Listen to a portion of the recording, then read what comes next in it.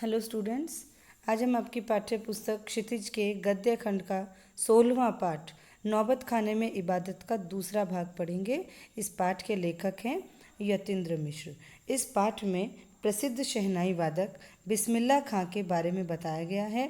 लेखक यतीन्द्र मिश्र ने बिस्मिल्लाह खां की शहनाई के प्रति जो उनका प्रेम था शहनाई वादन के प्रति, वो इस पाठ में प्रकट किया है।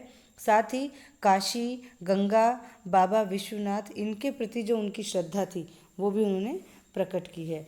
लेखक यतीन्द्र मिश्र ने बताया है कि किस प्रकार से बिस्मिल्लाह खां एक सच्चे मुसलमान की भांति पांचों वक्त की नमाज पढ़ते थे और पांचों वक्त की नमाज को एक ही चीज़ मांगने में खर्च किया करते थे, और वो चीज़ होती थी सच्चा सुर। वे अल्लाह से सच्चा सुर मांगते रहे थे। हमने लास्ट भाग में पढ़ा था कि जो बिस्मिल्लाह खां हैं वो अपने ननिहाल से पालन पोषण उनका हुआ था। ननिहाल में वो रहे थे और अपने मामा आदि से उन्होंने शहनाई बजाना सीखा था। अब हम पढ़ते हैं आगे। काशी में संगीत आयोजन की एक प्राचीन और अद्भुत परंपरा है। यह आयोजन पिछले कई वर्षों से संकट मोचन मंदिर में होता आया है।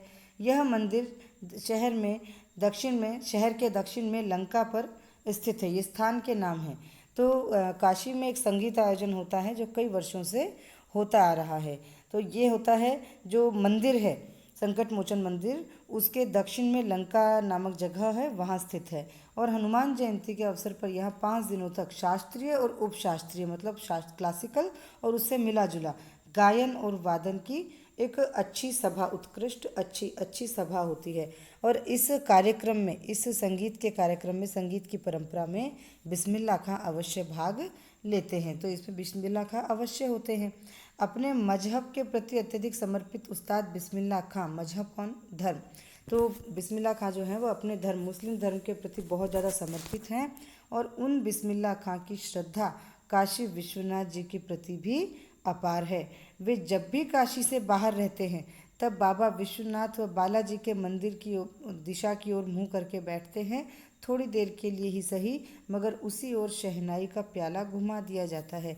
यहाँ प्याला से क्या मतलब है? शहनाई का जो अगला चौड़ा हिस्सा होता है उसे यहाँ पर प्याला कहा गया है। तो उसी तरफ शहनाई का मुंह कर दिया जाता है और थोड़ी देर के लिए वो बाबा विश्वनाथ और बालाजी मंदिर की दिशा की ओर बैठते हैं और कुछ देर के लिए बाबा विश्वनाथ और बालाजी के लिए शहनाई बजाते हैं। और भीतर की आस्था रीड के माध्यम से बजती है। रीड वो चीज़ होती है जो शहनाई के मुंह पर लगाई जाती है, जिसमें फूंक मारकर शहनाई को बजाया जाता है। तो शहनाई रीड के माध्यम से बजती है। और जो रीड है वो क्या निकाल रही है इस समय?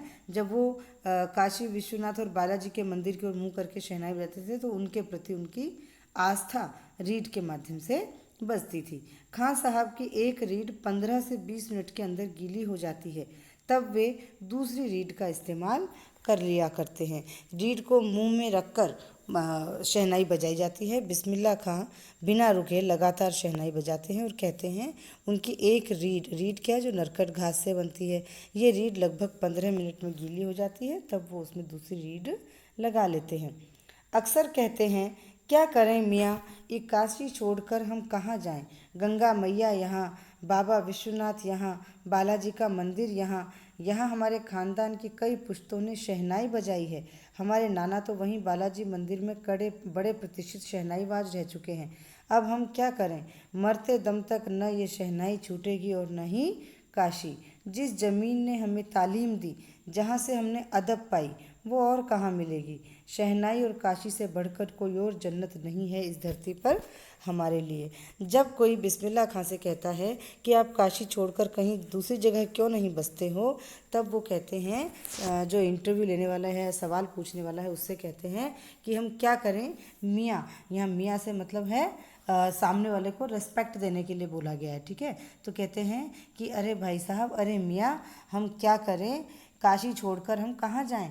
यहाँ पर गंगा मैया है, बाबा विश्वनाथ है, बालाजी का मंदिर है और हमारे खानदान की तो कई पुश्तों ने, पुश्त होती हैं पीढ़ियाँ, कई पीढ़ियों ने यहाँ शहनाई बजाई है। और हमारे नाना तो बालाजी के मंदिर में बहुत बड़े प्रतिष्ठित शहनाईबाज रह चुके हैं। अब हमसे मरते समय तक न काशी छूटने वाली है न शहनाई छूटने वाली है। काशी की ज़मीन ने हमें तालीम दी है, शिक्षा मतलब हमें संगीत की शिक्षा इस ज़मीन से मिली है और यहाँ से हमने अदब पाई है। अदब का अर्थ होता है साहित्य या सम्मान। हमने यहाँ से सम्मान देना पाना सीखा है, यहाँ से हमने संगीत का साहित्य सीखा है। वो हमें कहाँ मिलेगी? ऐसी ज़मीन हमें पूरे संसार में कहीं नहीं मिल सकती। काशी और शहनाई हमारे लिए जन्नत अर्थात स्वर्ग हैं। काशी संस्कृति की पाठशाला है। शास्त्रों में आनंद कानन के नाम से प्रतिष्ठित है। शास्त्रों में काशी को आनंद कानन का नाम दिया गया है। काशी में कलाधर हनुमान और नृत्य विश्वनाथ मतलब कि कलाधर हनुमान और नृत्य विश्वनाथ के मंदिर हैं। काशी में बिस्मिल्लाह खां हैं। काशी में हजारों सालों का इतिहास है और उस इतिहास में यानी काशी में शुरू से बहुत बड़े बड़े कलाकार, कोई गायक, कोई वादक, कोई नृत्य करने वाला, तो बहुत बड़े बड़े काशी में हजारों सालों के इतिहास में देखने को मिलते हैं, जिनमें से हम कुछ का नाम यहाँ पढ़ रहे हैं। पंडित कंठे महाराज, विद्याधरी एक स्त्री थी, बड़े रामदास जी, मौजूदीन खां। इन रसिकों से उपकृत होने वाला अपार जनसमूह भी काशी में है। यानी कि ये जो संगीत प्रेमी हैं, गायक हैं, नृत्यक हैं, जो पुराने हजारों सालों के इतिहास में काशी में इनका नाम आया है, इन सब के उपकारों से उपकृत होने वाला जनसमूह भी काशी में ही है। ये एक अलग काशी है जिसकी अपनी एक अलग तहजीब है, यानी अलग सभ्यता है, अपनी अलग बोली है, अपने विशिष्ट लोग हैं, इनके अपने उत्सव हैं, अपना गम है, अपना सेहरा बनना है और अपना नोहा है। सेहरा बनना मतलब खुशी के गीत और नोहा गम का संगीत। तो यहाँ पर इनके अपने सेहरा बनना है और अपना नोहा है। यहाँ पर आप संगीत को भक्ति से जोड़ा हुआ देख सकते हैं। भक्ति को किसी भी धर्म के कलाकार से जोड़ सकते हैं। कजरी और चैती लोकगीतों को देखा जा सकता है। विश्वनाथ को विशालाक्षी से और बिस्मिल्लाह खां को गंगा द्वार से अलग करके नहीं देखा जा सकता। ये विशालाक्षी एक मंदिर है काशी में जो बाबा विश्वनाथ से कुछ दूरी पर ही है। तो विश्वनाथ को आप बोलेंगे या बात करेंगे विश्वनाथ की और वहाँ पर आप विशालाक्षी का नाम ना लें, ऐसा हो ही नहीं सकता। शहनाई का नाम हो और बिस्मिल्लाह खां का नाम ना आए, गंगा का नाम हो और बिस्मिल्लाह खां का नाम ना आए, ऐसा हो ही नहीं सकता। अक्सर समारोह और उत्सव में, जब भी किसी समारोह और उत्सव में बिस्मिल्लाह खां भाग लेते थे और वहाँ वो शहनाई बजाते थे, तब अक्सर समारोह और उत्सवों में दुनिया कहती थी कि ये बिस्मिल्लाह खां हैं। यानी कि शहनाई की धुन सुनते ही लोगों को पता चल जाता था कि ये बिस्मिल्लाह खां हैं जो शहनाई बजा रहे हैं। बिस्मिल्लाह खां का मतलब है बिस्मिल्लाह खां की शहनाई है। शहनाई का तात्पर्य है बिस्मिल्लाह खां के हाथ में वो शहनाई है और हाथ से आशय इतना भर है कि बिस्मिल्लाह खां की फूंक और शहनाई की जादुई आवाज़ का असर हमारे सिर पर चढ़कर बोलने लगता है। बहुत दूर और बड़े बड़े स्टेज होते थे पहले, दूसरी सुविधाएं नहीं होती, तो दूर तक जो लोग हुआ करते थे उन्हें सिर्फ शहनाई की आवाज़ सुनती थी, तो लोग शहनाई की आवाज़ सुनने मात्र से पहचान जाते थे कि ये शहनाई बिस्मिल्लाह खां बजा रहे हैं। तो लोग जैसे वो शहनाई की आवाज़ आती तो लोग कहते थे कि ये बिस्मिल्लाह खां की शहनाई बज रही है। शहनाई में सरगम भरा है, उनकी शहनाई में सरगम यानी सातों सुर भरे हुए हैं। खां साहब को ताल भी मालूम है और राग भी मालूम है। ऐसा कभी नहीं हो सकता कि वो बेताले हो जाएं। बेताले हो जाना, सुर ताल राग आदि से भटक जाना, बेसुरे हो जाना, तो ऐसा हो ही नहीं सकता। शहनाई में 7 सुर लेकर वो निकल पड़े। शहनाई में परवरदिगार यानी कि अल्लाह, गंगा मैया, उस्ताद की नसीहत लेकर वो स्टेज पर उतर पड़ते हैं। दुनिया उनकी शहनाई सुनकर कहती है सुभान अल्लाह। सुभान अल्लाह मतलब बहुत बढ़िया, बहुत अच्छा। इस पर फिर ये सुभान अल्लाह सुनकर बिस्मिल्लाह खां कहते हैं अल्हम्दुलिल्लाह, यानी कि जो तारीफ़ है वो मेरे लिए नहीं, सब खुदा के लिए है। तो छोटी छोटी उपज से मिलकर एक बड़ा आकार बनना शुरू होता है। यानी कि छोटे छोटे सुरों से धीरे धीरे शहनाई अपने चरम पर पहुंचने लगती है। शहनाई का करतब शुरू होने लगता है। बिस्मिल्लाह खां का संसार सुरीला होना शुरू हो गया। फूंक में अजान की तासीर उतरती चली आई। जो बिस्मिल्लाह खां की शहनाई जो बज रही है, या बिस्मिल्लाह खां जब शहनाई में फूंक देते हैं तो ऐसा लगता है कि वो अजान देने के बराबर है। यानी कि अजान देते समय व्यक्ति जो आनंद महसूस करता है, अपने आप को खुदा के नज़दीक महसूस करता है, ठीक वैसे ही शहनाई में फूंक मारते समय जो वो शहनाई बजती है और लोग उसे सुनते हैं तो ऐसा लगता है मानो वो खुदा के बहुत ही करीब हैं। तो फूंक में अजान की तासीर, तासीर मतलब प्रभाव। देखते ही देखते शहनाई 1.5 शतक के साज से 2 शतक का साज बनकर साजों की कतार में सरताज हो गई। अमीरुद्दीन की शहनाई गूंज उठी। तो बिस्मिल्लाह खां ने जब शहनाई बजाना सीखना शुरू किया था तब वो जो शहनाई थी उसकी आवाज़ में, उसकी फूंक में लगता था कि अजान की तासीर है। जो वो हर नमाज को पढ़ते थे और हर नमाज के बाद वो सच्चा सुर मांगते थे, हर बार शहनाई बजते समय लगता था कि ये सच्चा सुर है या फिर वो मांगे गए सुर का प्रभाव है, तासीर है कि ये सब कुछ लोगों के ऊपर प्रभाव डाल रहा है। देखते ही देखते 1.5 शतक के साज से शहनाई 2 शतक का साज बन जाती है और साजों की कतार में सरताज हो जाती है। यहाँ कहने का मतलब है कि देखते ही देखते जैसे जैसे बजना शुरू होता है वैसे ही वैसे शहनाई जो है वो धीरे धीरे धीरे धीरे जितने भी साज स्टेज पर रखे हैं, जितने भी वाद्य यंत्र स्टेज पर रखे हैं, मंच पर रखे हैं, उन सब में सरताज कहलाने लगती है। सबसे अच्छी आवाज़ शहनाई की आती है। अमीरुद्दीन की शहनाई गूंज उठी। जो अमीरुद्दीन बचपन में 5-6 वर्ष की अवस्था से ही शहनाई बजाना सीख रहा था, आज वो उम्र आ गई कि मंच पर उसकी शहनाई गूंजती है। उस फकीर की दुआ लगी जिसने किसी दिन अमीरुद्दीन से कहा था बजा बजा।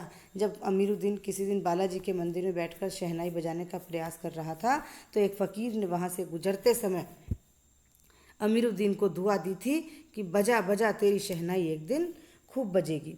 अब जो इनकी शिष्या थी उसका जिक्र यहाँ पर आया हुआ है।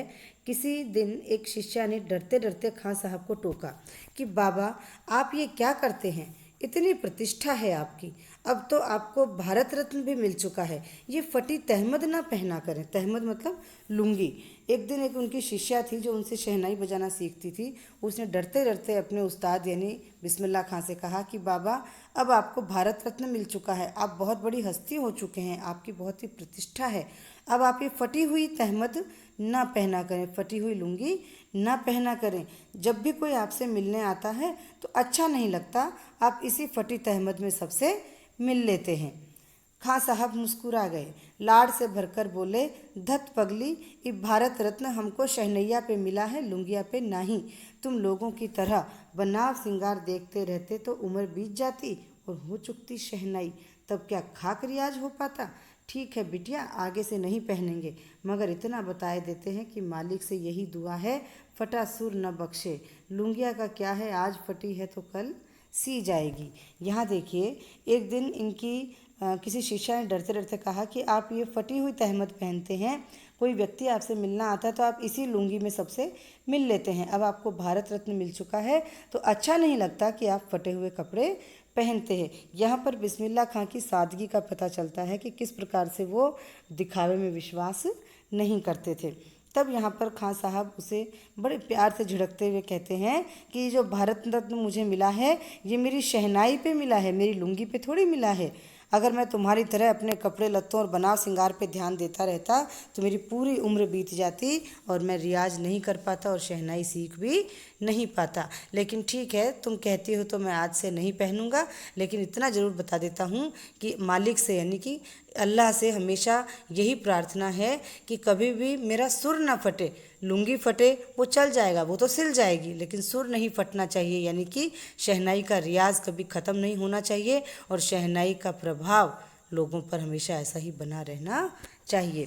सन 2000 की बात है। देखिए जब हमने पाठ शुरू किया था ये बहुत पुरानी काशी की बात थी और जब हम आज पढ़ रहे हैं अभी सन 2000 जब ये पाठ लिखा गया है ये उस समय की बात है।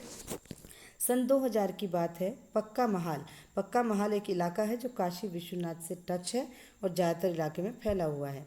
तो सन 2000 की बात है। पक्का महाल काशी विश्वनाथ से लगा हुआ अधिकतम इलाका है। उससे मलाई बर्फ़ बेचने वाले जा चुके हैं। पहले जो मलाई बर्फ़ बेचते थे वो भी आज वहाँ पर नहीं है। खां साहब को इसकी कमी बहुत खलती है। अब देशी घी में वो बात कहाँ और कहाँ वो कचौरी जलेबी। खां साहब को बड़ी शिद्दत से मतलब बड़ी गहराई से कमी खलती है।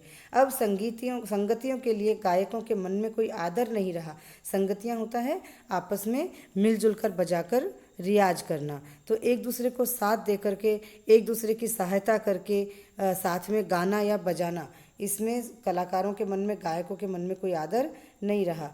खां साहब बड़ा अफसोस जताते हैं कि अब घंटों रियाज को कोई नहीं पूछता।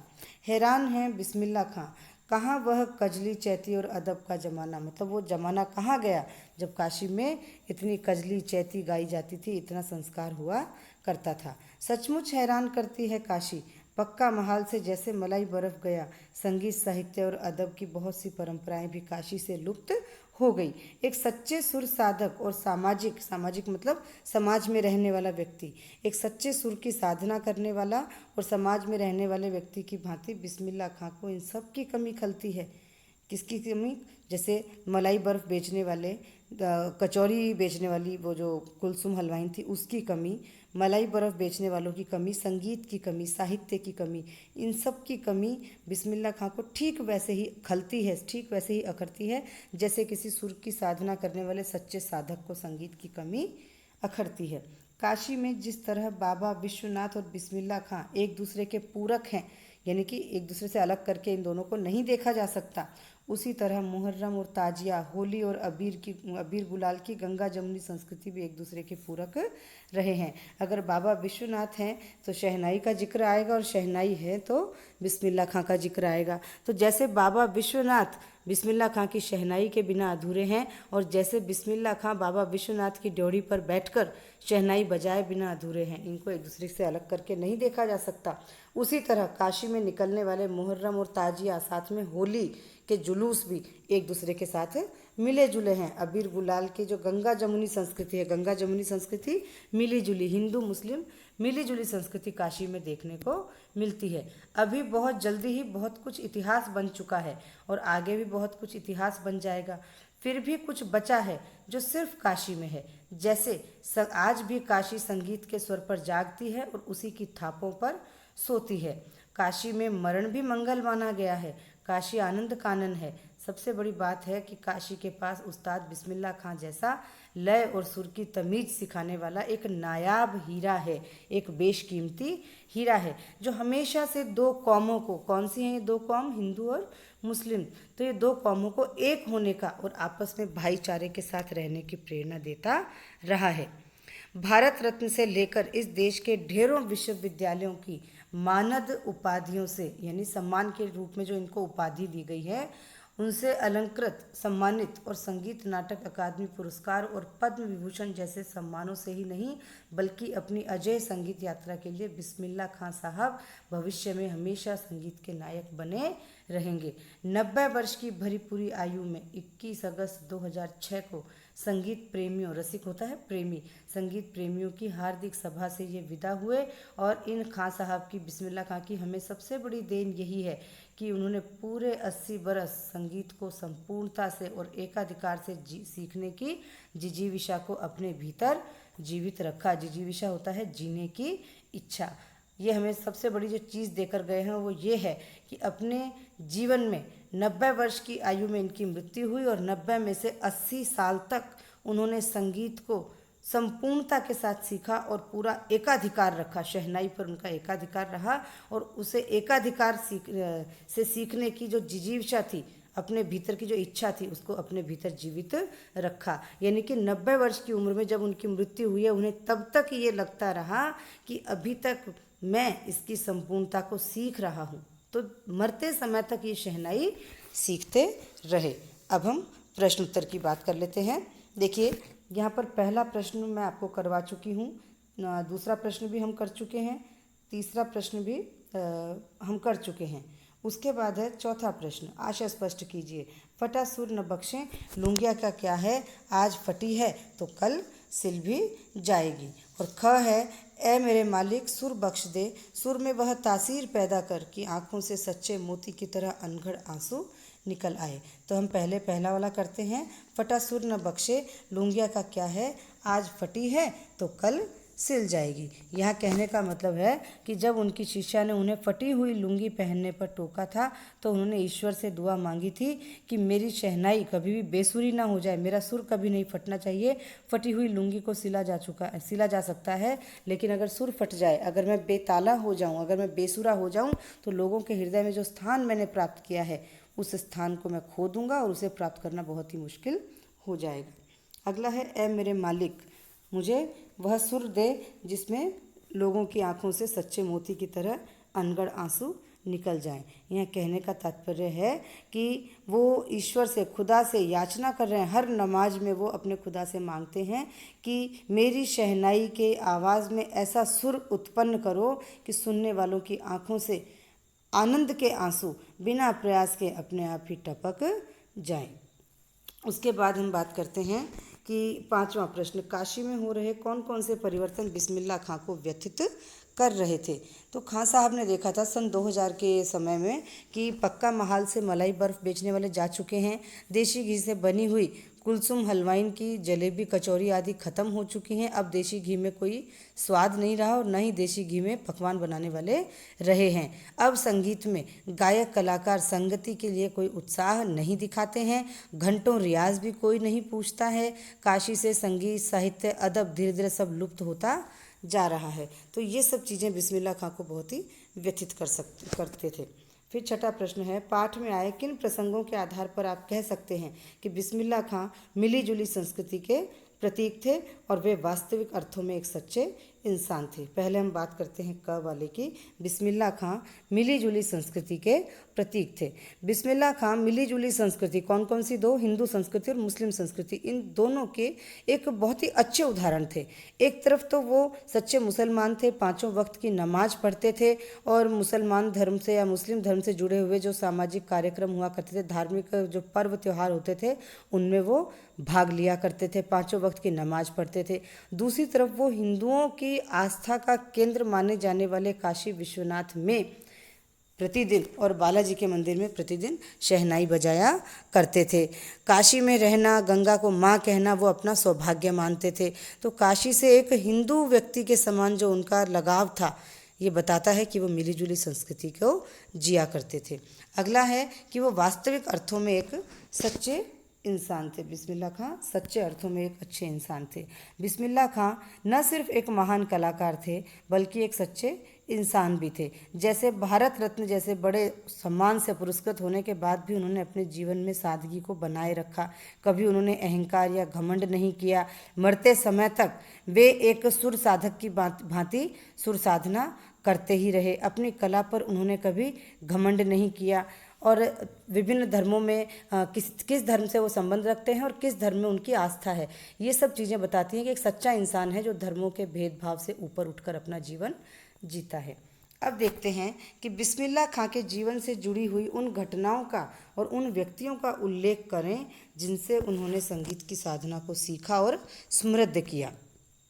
बिस्मिल्लाह खां के मन में संगीत के प्रति लगाव उत्पन्न करने और संगीत साधना को सिखाने में अनेक लोगों ने योगदान दिया, जिसमें कि सबसे पहले वो अपने साक्षात्कार में बताते हैं कि रसूलन बाई और बतूलन बाई, इनके द्वारा गाए गए ठुमरी, टप्पे, दादरा आदि ने उनके जीवन में या उनके मन में संगीत के प्रति रुचि को पैदा किया। अपने नाना की शहनाई को सुनकर के वो उनकी नकल किया करते थे, उन्हें बजाने का प्रयास किया करते थे। उनके मामा आदि से वो शहनाई सीखते थे और उनके द्वारा शहनाई में सम आ जाने पर यानी कि चरम आ जाने पर वो दाद भी दिया करते थे, प्रशंसा भी किया करते थे। इसके अतिरिक्त जब संगीत समारोह में वो भाग लेते थे तो वहाँ पर जो लोग उनकी तारीफ़ किया करते थे वो उन तारीफ़ करने वालों को कहते थे कि सारी प्रशंसा जो है वो खुदा के लिए है। साथ में ही कभी किसी अज्ञात फ़कीर ने अमीरुद्दीन को दुआ दी थी कि तेरी शहनाई खूब बजेगी और इसी दुआ का असर रहा कि वो शहनाई की मंगल ध्वनि के नायक बन गए। अब अगले प्रश्न की बात करते हैं। बिस्मिल्लाह खां के व्यक्तित्व की कौन सी विशेषताओं ने आपको सबसे ज़्यादा प्रभावित किया है? ये आपके ऊपर ही डिपेंड करता है। मैं आपको सिर्फ विशेषताओं का नाम बता रही हूँ, इनको आप अपने आप से एक्सप्लेन करेंगे। देखिए, एक तो वो बड़े हंसी मजाक वाले स्वभाव के थे। बड़े स्वादी और रियाजी दोनों थे, यानी कि वो रियाज भी बहुत करते थे और खाने पीने की चीज़ों का स्वाद भी बहुत रखते थे। बिल्कुल सादा जीवन, उच्च विचार वो रखते थे, तो सादगी की मूर्ति थे वो। धार्मिक सद्भावना थी उनके अंदर, हिंदू मुस्लिम धर्म में किसी प्रकार का भेदभाव नहीं करते थे। और इसके अतिरिक्त एक सामान्य इंसान की भांति अल्लाह में या ईश्वर में उनकी पूरी आस्था थी। इन्हीं पॉइंट्स को आप बढ़ाकर लिखेंगे, वो आपका एक निबंधात्मक अच्छा प्रश्न बन जाएगा। नवा प्रश्न मैं आपको पहले करवा चुकी हूँ कि मुहर्रम से बिस्मिल्लाह खां के जुड़ाव को अपने शब्दों में लिखिए। फिर है बिस्मिल्लाह खां कला के अनन्य उपासक थे, अनन्य जैसा कोई अन्य ना हो, तो ये तर्क सहित बताना है। देखिए, बिस्मिल्लाह खां कला के अनन्य उपासक कहे जा सकते हैं क्योंकि जब वो विदेश में सम्मान पाया करते थे या देश में उनको जगह जगह पर सम्मानित किया जाता था, तब वो कभी भी घमंड नहीं उन्होंने किया, अभिमान नहीं किया, अपितु हर समय वो अपनी हर नमाज में खुदा से मांगते थे कि मुझे एक सच्चा सुर चाहिए, यानी मेरी कला अभी पूरी नहीं हुई है, मेरा संगीत अभी पूरा नहीं हुआ है। तो वो कला के ऐसे उपासक थे जिन्होंने कभी अपनी कला को पूर्ण नहीं समझा, हमेशा उसको सीखने की इच्छा अपने भीतर मृत्यु तक जीवित रखी। इसके अतिरिक्त सम्मानित होने के बाद भी वो एक सामान्य व्यक्ति की तरह रहे। 80 बरस तक उन्होंने शहनाई बजाने की साधना की और सच्चा सुर ढूंढते रहे। उनका मन होता था कि जो श्रोता हैं, सुनने वाले हैं, वो उनकी शहनाई को सुनकर ऐसा आनंद प्राप्त करें कि उनकी आँखों से अच्छे से, प्रेम से, आनंद के आंसू बह निकलें। तो ये उन्होंने अपनी कला की उपासना जीवन भर की, इसलिए कहा जा सकता है कि वो कला के अनन्य उपासक थे। Thank you.